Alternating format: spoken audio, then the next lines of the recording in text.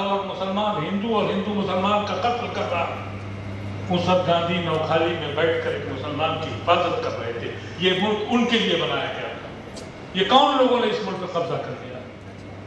یہ ہم کو سوچنا پڑے گا۔ میں نے 20 سال کے تقریباً وشمبر ناتھ پانڈے جی کے ساتھ گاندھی سمرتی میں کام کیا ہے۔ پر گاندھی جی کی خدمت تو نہیں کی، لیکن ان کے ایک ایسے فقیر، ان کے ایسے ماننے والے کی خدمت کی۔ جب وشمبر ناتھ پانڈے کو میں دیکھتا تھا تو یہ سوچتا تھا کہ جب پانڈے جی ایسے انسان ہیں تو گاندھی جی کس فرشتے کا نام تھا۔ میں ان خوش نصیبوں میں تھا جس نے پانڈے جی کی خدمت کری۔ آج کوئی ماننے والا نہیں ہے۔ آج چند لوگ صرف اس لیے گاندھی کا نام لیتے ہیں کہ گاندھی کو پڑھ رکھا ہے۔ میں دنیا کے ہر ملک میں گیا ہوں، کہاں ایسا، کون سا ایسا ملک ہے جہاں گاندھی کے نام سے اسٹیچو نہ بنا ہو، سڑکیں نہ بنی ہوں، جہاں کی یونیورسٹی میں ریسرچ نہ ہو رہی ہو، جس پہ کتابیں نہ لکھی جا رہی ہوں۔ آج ہم سے کہا جا رہا ہے کہ سیکولرزم ایک مذاق ہے۔ یہ کون سی دنیا بن گئی؟ ہمارے ساتھ تو دھوکہ کیا گیا۔ ہم نے اس ملک کو ساتھ الحاق اس لیے کیا تھا کہ ہم گاندھی کے ماننے والے تھے، آخری دم تک لڑتے رہیں گے۔ اور یہ ذمہ داری نوجوان بچوں کی بنتی ہے۔ یہ جب سے ٹیوٹر اور کمپیوٹر اور یہ سب چلا ہے، بچوں نے پڑھنا بند کر دیا ہے۔ ان کو اپنی تاریخ نہیں معلوم، ان کو یہ معلوم نہیں ہے کہ یہ سانجھی لڑائی تھی، سانجھی وراثت تھی۔ ہم سب کو معلوم ہے کہ اختلافات کہاں سے شروع ہوئے۔ 1857 کی جو پہلی جنگ ہوئی، اس وقت بہادر شاہ ظفر لال قلعے کا بادشاہ تھا۔ اس کی سلطنت صرف قطب مینار تک تھی۔ لیکن جب انقلاب شروع ہوا تو تاتیا ٹوپے اور رانی کی جھانسی اور میرٹھ کے جاٹ اور برہمن سب ایک ساتھ آگے اور کہا کہ ہمارا قائد بہادر شاہ ظفر ہے۔ اور وہاں سب کو انگریزوں کو اندازہ ہوا کہ نیوکلیس جو ہے، جو جوڑنے کی جگہ ہے، وہ لال قلعہ۔ نتیجہ ہوا کہ آزادی کی لڑائی ناکام ہونے کے بعد انگریزوں نے جو مظالم کیے وہ بہادر شاہ ظفر کے دونوں بچوں کو قتل کر کے اور بہادر شاہ ظفر کو یا وہ برما لے جا کے دفن کر دیا کہ کوئی فورس نہ رہے۔ وہاں سے یہ اختلافات شروع ہوئے، وہاں سے ہندو مسلمان کا شروع ہوا۔ میں نے پوری تاریخ پڑھی۔ 1774 میں ایک کیس ملتا ہے گجرات میں فسادات کا، اور 1753 میں ایک کیس ملتا ہے۔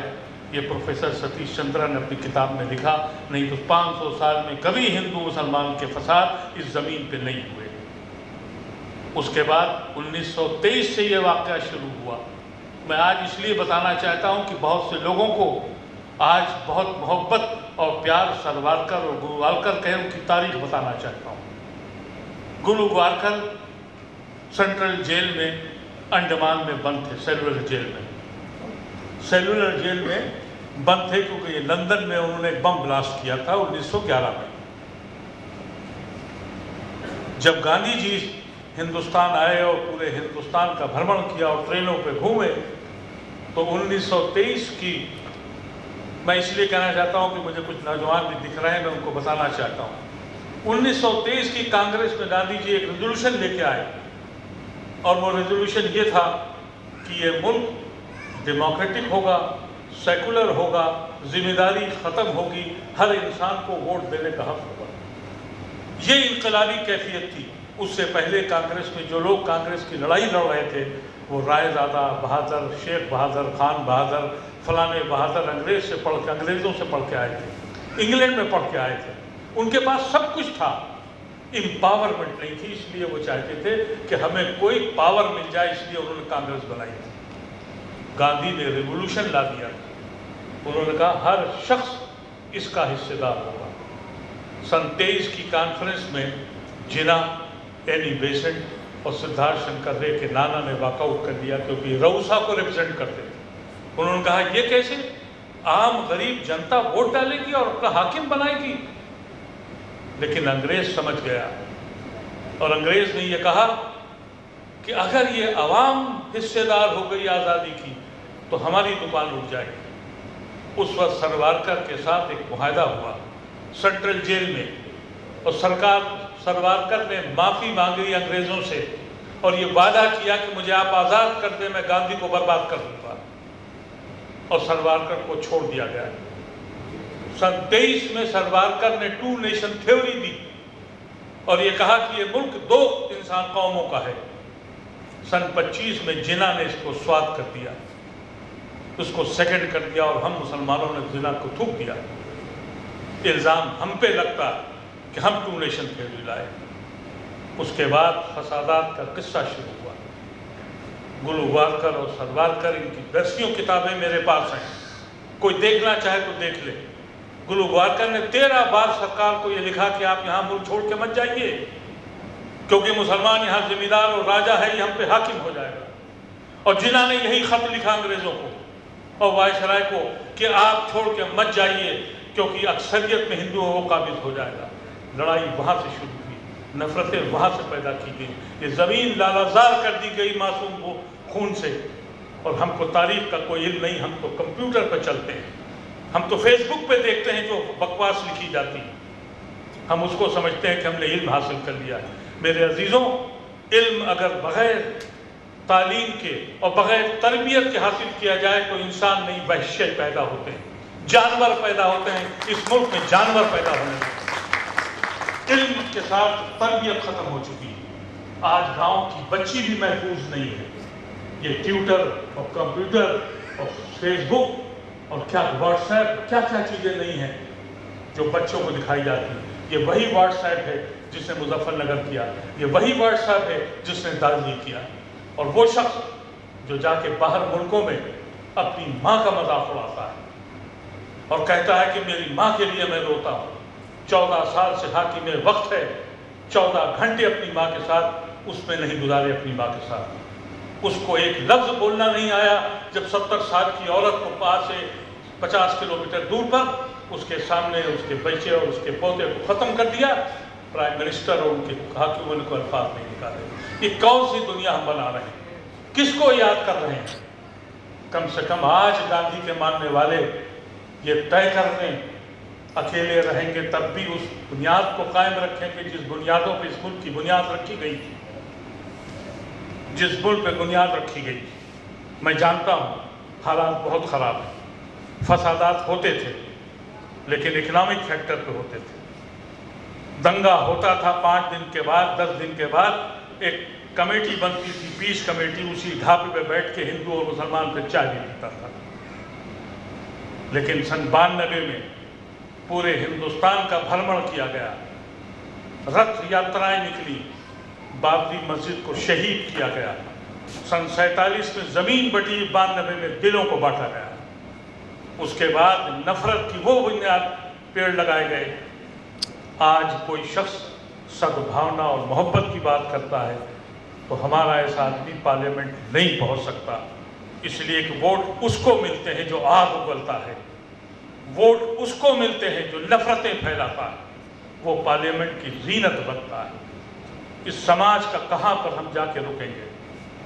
آج کے دن ہم کو احساس کرنا چاہیے، آج ایک کے دن ہم کو فیصلہ کرنا چاہیے کہ ہمارے بزرگوں نے جو خواب دیکھا تھا جس ہندوستان کا، ہم اس سے بہک گئے۔ ہم نے جو محبتیں کی تھی وہ محبتوں میں یہ تماشا شہروں میں ہوتا تھا، اب دیہاتوں میں پہنچ گیا ہے۔ یہاں سے چند کلومیٹر دور اٹاری گاؤں میں میں کئی بار گیا ہوں، وہاں 80-82 لوگوں کو گاؤں میں جانے کی اجازت نہیں۔ یہ گاؤں وہ گاؤں ہیں کیونکہ شہروں میں ہم آتے ہیں، اپنی روزی روٹی کے لیے کمانے آتے ہیں، نوکری کرنے آتے ہیں، مختلف جگہوں سے آتے ہیں، شاید ہم ان کے کلچر سے واقف نہیں ہیں، لیکن گاؤں میں، گاؤں کی پنچایت میں، گاؤں کے گھروں میں ہم ایک ہی ساتھ اٹھتے ہیں، ایک ہی ساتھ بیٹھتے ہیں، اور جب مرتے ہیں تو کوئی شمشان جاتا ہے، کوئی قبرستان جاتا ہے۔ آج اس گاؤں میں نفرت کے بیج بو دیے گئے، کس سے فریاد کریں، کس سے کہیں؟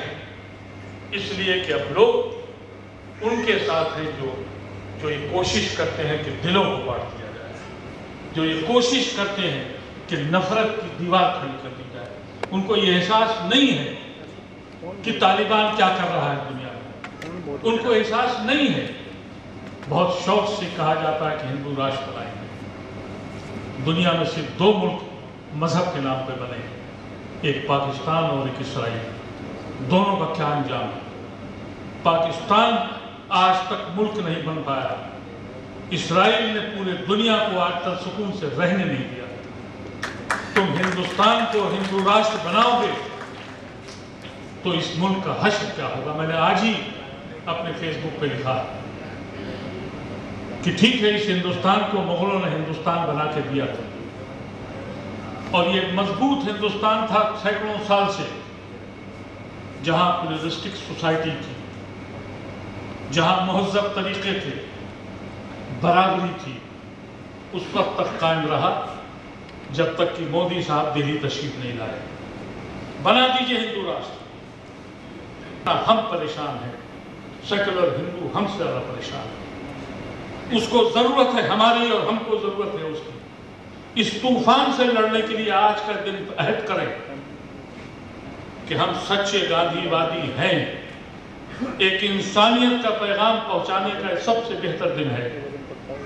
آرگنائزر کو جتنی مبارکباد دی جائے کم ہے, اس لیے کہ آج کل انسانیت کے نام پر آدمیوں کو جوڑنا بہت مشکل کام ہے. میں لاکھ کوشش کروں, میں نہیں کر پاتا.